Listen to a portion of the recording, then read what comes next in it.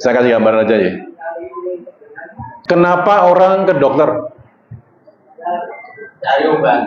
Cari obat, betul. Terus? Ikhtiar. Itu yang lebih halus lagi, bahasanya. Berobat, ya betul, berobat. Kenapa? Sakit, itu loh. Jadi ada rasa sakitnya itu karena kalau sekarang jenengan nggak sakit, kira-kira ke dokter nggak? Orang mungkin ke dokter, nggak mungkin ke klinik, apalagi ke rumah sakit, ke UGD nggak mungkin. Ada rasa sakit. Kadang-kadang saat ini saya sering gitu tanya gitu ya. Gimana Bu? Dok, saya kok udah pusing ya? Terus saya gini, Bu, kenapa pusing?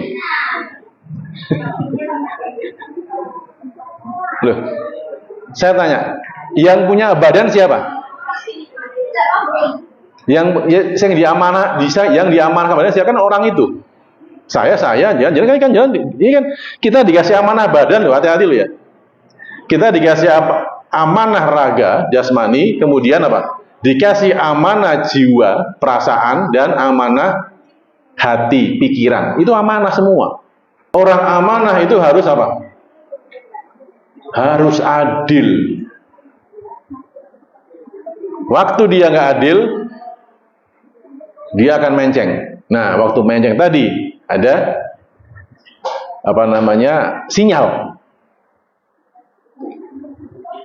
Jadi sekarang sakit itu sebuah sinyal atau sebuah adab. Loh, kan gitu. Kalau dia sakit, pengennya apa? Langsung naik iso besok sakit hilang, ya nggak? Obatnya piro wae regane tak bayar dong.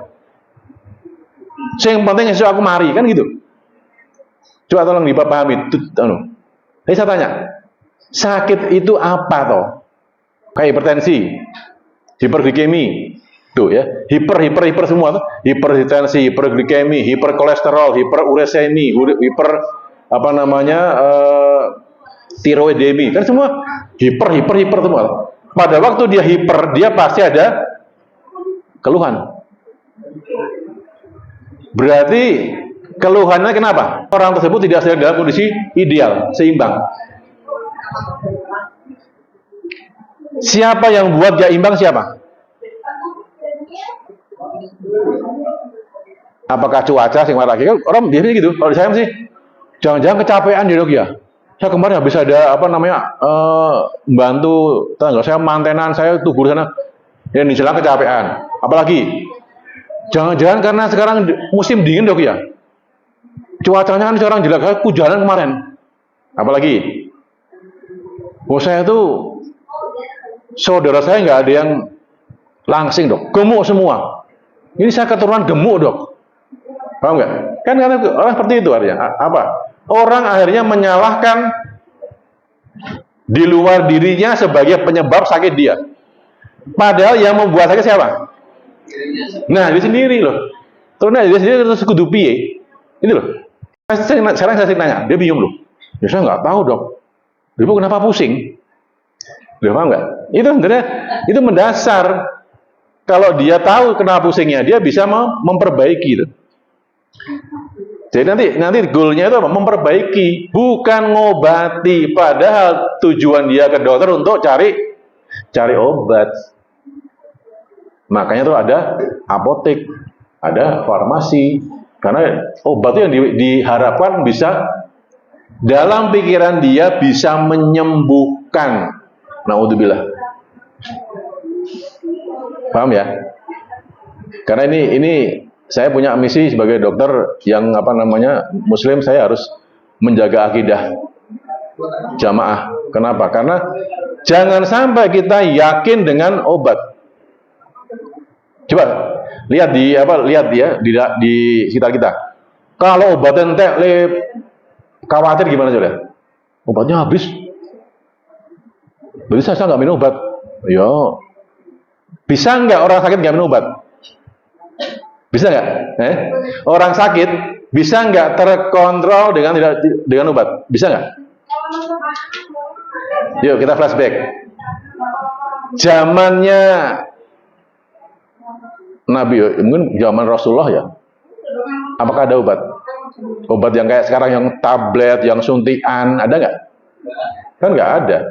Kan yang kembangkan setelah Ibnu Sina baru dikembangkan lagi oleh Barat. Berarti artinya zaman dulu pun orang tanpa obat bisa, gitu loh.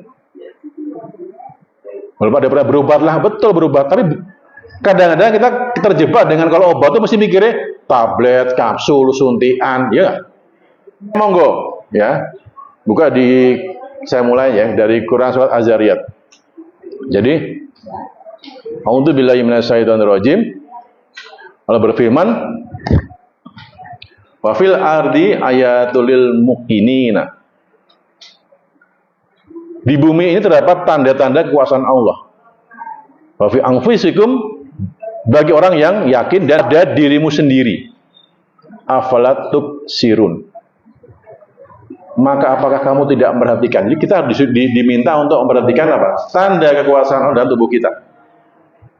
Manusia itu kalau dikomposikan, ya lihat tuh, seperti gunung es nih, ya, yang tampak hanya 10%, yang tidak tampak itu 90%. Jadi saya ketok badan, kelihatan apa, ganteng, kelihatan apa namanya kuat, kelihatan, itu adalah raga. Raga itu adalah jasmani, materinya sel, ya. Dan sekarang kita baru melakukan apa? Ini sebenarnya makna dari donor darah halal kita apa? Membersihkan darah-darah yang sudah tua, dikeluarkan dan tidak dibuang. Kalau jangan pakai yang terapi fasdu itu dibuang tuh, di apa, coblosnya sama di vena, ditampung, dibuang. Kalau ini enggak. Donor darah itu, darah kita mau diapakan? Kita sedekahkan tanpa bayaran. Nek tanpa bayaran kira-kira ikhlas boten? Oh, gede biru wi larang gitu kan, berarti karena kita tadi tidak ada bayar, kan nggak ada bayaran, ya. Dan nanti diolah oleh PMI, kemudian apa? Kemudian akan diberikan kepada orang yang membutuhkan. Saya tanya, kita tahu nggak besok yang terima siapa? Kalau jenengan saya ada WA ya, oh butuh darah, Anda tahu, oh ini untuk si A, si B, ya kan jelas. Ini kita nggak tahu, darah saya kemarin juga dikasih siapa saya tidak tahu. Ya, itu yang namanya keikhlasan. Jadi kita memberi tanpa pamrih. Ya, jadi makanya monggo, kalau jangan sehat dan mampu rutin. Saya juga berusaha untuk situ. 60 tahun nggak boleh donor darah. Saya makanya sebelum 60 tahun saya berusaha donor darah rutin. Jadi biar bisa lebih dari 60, saya akan pengen di akhir usia saya itu saya pengen rutin donor darah. Supaya apa? Supaya nanti darahnya biar bisa untuk regenerasi, gitu ya.